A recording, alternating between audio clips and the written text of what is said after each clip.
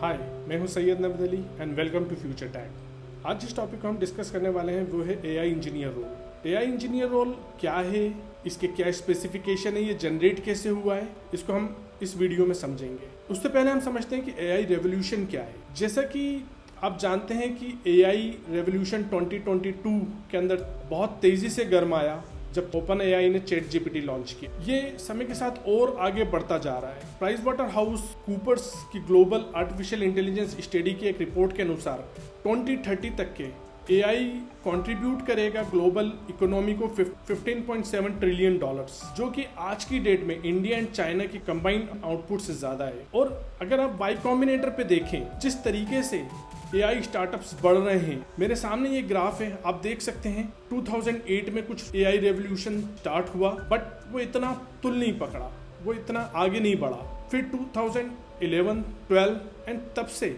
आप देख सकते हैं ये धीरे धीरे धीरे धीरे आगे बढ़ रहा है। और 2023 में यहाँ पे और 2024 में तो इससे भी आगे होगा। कुछ दिन पहले ही अपने एक दोस्त से बात कर रहा था और उसने मेरे सामने एआई इंजीनियर शब्द यूज किया, तो मैंने इसके ऊपर सोचा कि क्यों ना इसके ऊपर थोड़ी रिसर्च की जाए। मैंने कुछ यूट्यूब वीडियोस देखे, मैंने वेबसाइट्स पे सर्च किया और मैंने पाया कि सिलिकॉन वैली में जो बिजनेस ओनर्स हैं और डेटा एक्सपर्ट हैं जो कि एआई पे काम कर रहे हैं, उनका कहना है कि एक न्यू रोल इमर्ज हो रहा है जो कि एआई इंजीनियर रोल है, और ये बहुत ही क्रिटिकल रोल है और समय के साथ आने वाले कुछ सालों में ये बहुत ज्यादा ग्रो करेगा और इसका लाइफ स्पैन जो होगा वो काफी लंबा होगा, लगभग अभी से लेके 10 साल तक ये अपने बूम पे पहुंच जाएगा। तो हम समझते हैं कि ये एआई रोल आखिर है क्या, बट उसको समझने से पहले हम समझते हैं कि क्या सही में एआई इंजीनियर रोल की रिक्वायरमेंट क्रिएट हो रही है। उसके लिए मैंने क्या किया, मैंने एक सर्च परफॉर्म किया indeed.com पे एआई इंजीनियर से रिलेटेड, और आप देख सकते हैं यहाँ पे काफ़ी एआई इंजीनियर से रिलेटेड ओपनिंग्स हैं। AI engineer for game AI, AI engineer,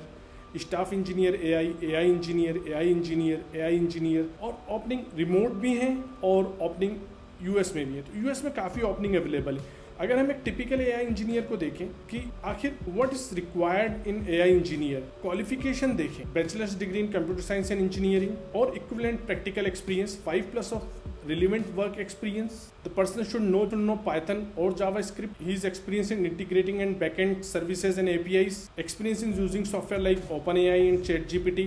No SQL query.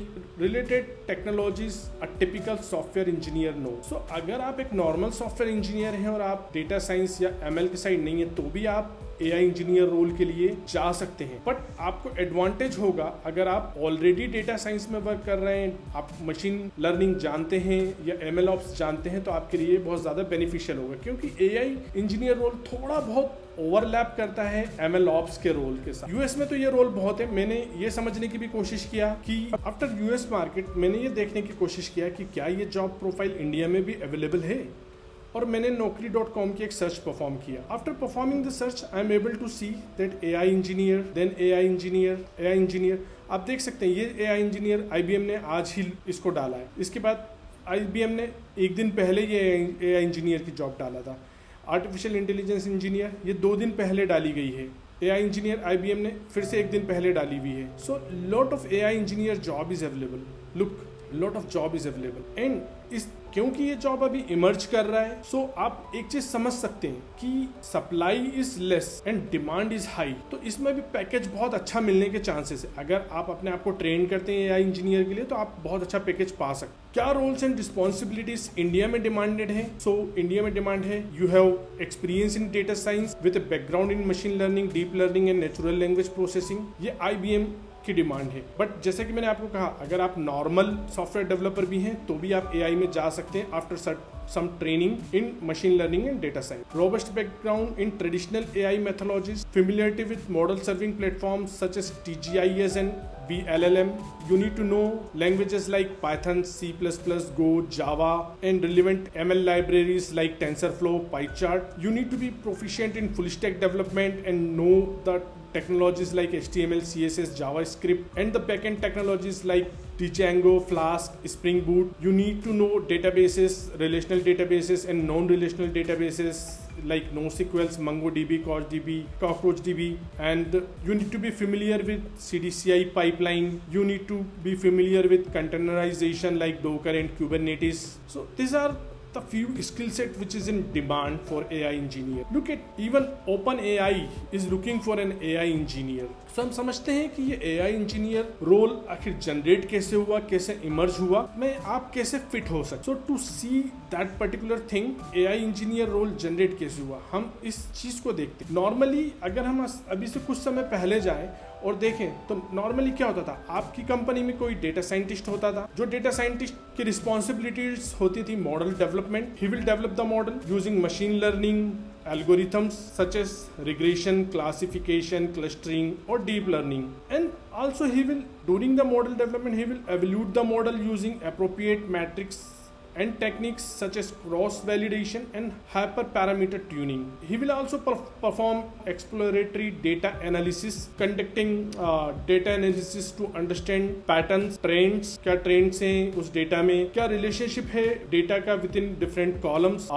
यहाँ पे वो फीचर इंजीनियरिंग भी करता है, लाइक कौन कौन से कॉलम से क्या क्या फीचर निकल सकते हैं, कौन से कॉलम को स्प्लिट किया जा सकता है और डिफरेंट फीचर्स निकाले जा सकते हैं. तो इस तरीके का फीचर इंजीनियरिंग करता है. He will perform statistical analysis by using statistical methods and hypothesis testing to draw meaningful conclusion from data. He also perform predictive analysis, like क्या फ्यूचर फोरकास्ट हो सकता है, क्या ट्रेंड किधर जा सकता है, अगर कोई ट्रेंड का बिहेवियर या ट्रेंड की एनालिसिस कर रहे हैं, या फिर किसी पर्टिकुलर डेटा पे क्या आउटकम आ सकता है, फ्यूचर में वो डेटा किस तरीके से जा सकता है. इस तरीके की चीज़ें हमारा डेटा साइंटिस्ट परफॉर्म करता था. इस तरीके की एनालिसिस डेटा साइंटिस्ट परफॉर्म करते हैं. अब डेटा साइंटिस्ट ये सारी एनालिसिस मेजरली जो परफॉर्म करते हैं इन अ फॉर्म ऑफ मॉडल करते हैं. तो जो मॉडल उसने डेवलप कर दिया, जो मॉडल उस डेटा साइंटिस्ट ने डेवलप कर दिया, ट्रेन कर दिया, उस मॉडल को डिप्लॉय किया जाता है. वो ऐसा तो रहेगा नहीं कि बस मॉडल ट्रेन हो गया उसको रख लें. उस मॉडल को कहीं ना कहीं किसी क्लाउड में डिप्लॉय किया जाता है ताकि वो किसी वेबसाइट या किसी एप्लीकेशन में यूज हो सके.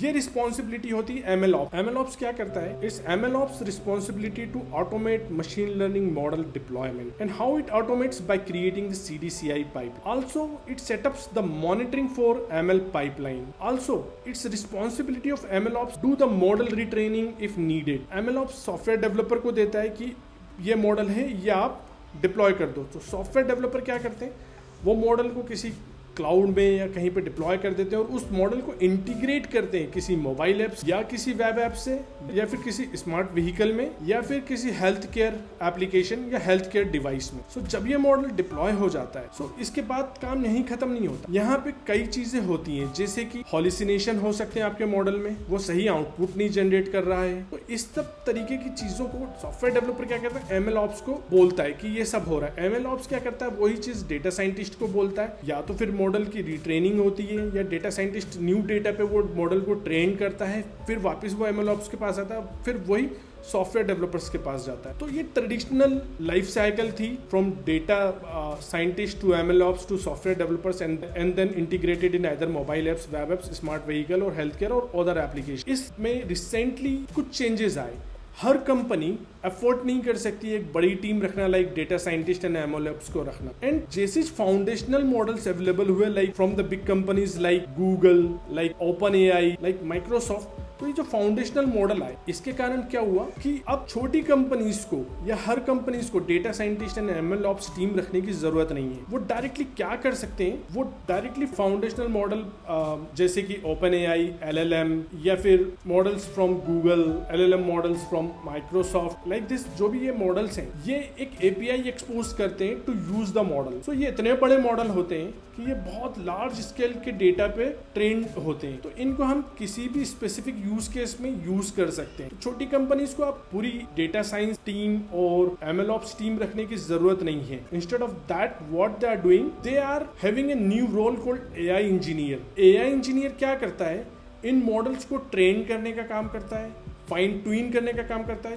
हम हमारे स्मॉल डेटा पे भी इन मॉडल्स को फाइन ट्यून कर सकते हैं. जैसे कि हमारे पास कोई डेटा है जो हमारी छोटी कंपनी है और हमारे पास कोई कस्टमर का डेटा है और हम कस्टमर को बेहतर सपोर्ट देना चाहते हैं, तो अब हम कस्टमर के उस डेटा पे इस मॉडल को, AI इंजीनियर इस डेटा को फाइन ट्यून कर सकता है, AI मॉडल को डिप्लॉय कर सकता है. अगर उसमें कुछ हॉल्यूसिनेशन है और वो उसको दूर करना है तो वो मॉडल को रीट्रेन कर सकता है, वो प्रॉम्प्ट इंजीनियरिंग कर सकता है. ये सब ऑपरेशन AI इंजीनियर परफॉर्म कर सकता है और वो इसको परफॉर्म करके सॉफ्टवेयर डेव से कम्युनिकेट करके mobile apps, web apps, smart vehicle और हेल्थ केयर एप्लीकेशन और अदर एप्लीकेशन में इंटीग्रेट कर सकता है। हम एआई इंजीनियर को यूं समझ सकते हैं कि he is half data scientist plus half software engineer is an AI engineer. What AI engineer specially do? AI engineer अपनी एक्सपर्टाइज को, जो कि एआई एमएल में होती है वो और डेटा साइंस में होती है, वो उस एक्सपर्टाइज को यूटिलाइज करता है डेवलप करने के लिए, डिप्लॉय करने के लिए एआई मॉडल्स को। एआई इंजीनियर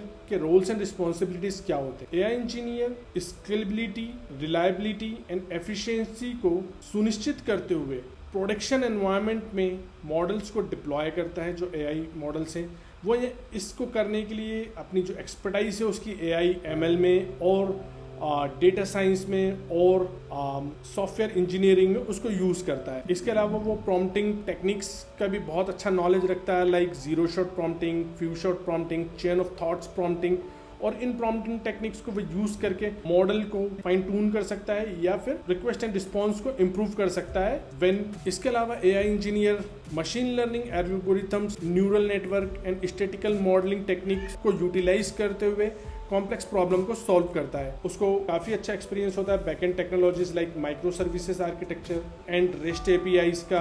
काफ़ी अच्छे से मॉडल्स के हॉल्यूसिनेशन को दूर करने की क्षमता रखता है by fine tuning models and by using RAGs. He collaborates with cross functional teams like front end team, like back end team of software development and foundational model team if it is required। एक सबसे बड़ी चीज़ जो AI engineer की होती है वो हमेशा अपने आप को बहुत ही एडवांस नॉलेज से और लेटेस्ट नॉलेज से अपडेट रखता है। इसके अलावा एआई इंजीनियर बहुत अच्छे से container and orchestration frameworks and platform को जानता है, लाइक कुबरनेटिस एंड डोकर, जिसके थ्रू वो मॉडल्स को प्रोडक्शन में डिप्लॉय कर सकते। This is all about AI engineer role. अगर आपको पूरा रोड मैप जानना हो एआई इंजीनियर का रोड मैप क्या होता है तो प्लीज़ कमेंट करें, मैं आपके लिए एआई इंजीनियर के रोड मैप का एक वीडियो बनाऊंगा। इसी के साथ हम इस वीडियो को यहीं समाप्त करते हैं। अगर आपको ये वीडियो पसंद आया हो तो प्लीज़ वीडियो को लाइक करें, चैनल को सब्सक्राइब करें और नोटिफिकेशन आइकन को क्लिक करना ना भूलें। Thank you.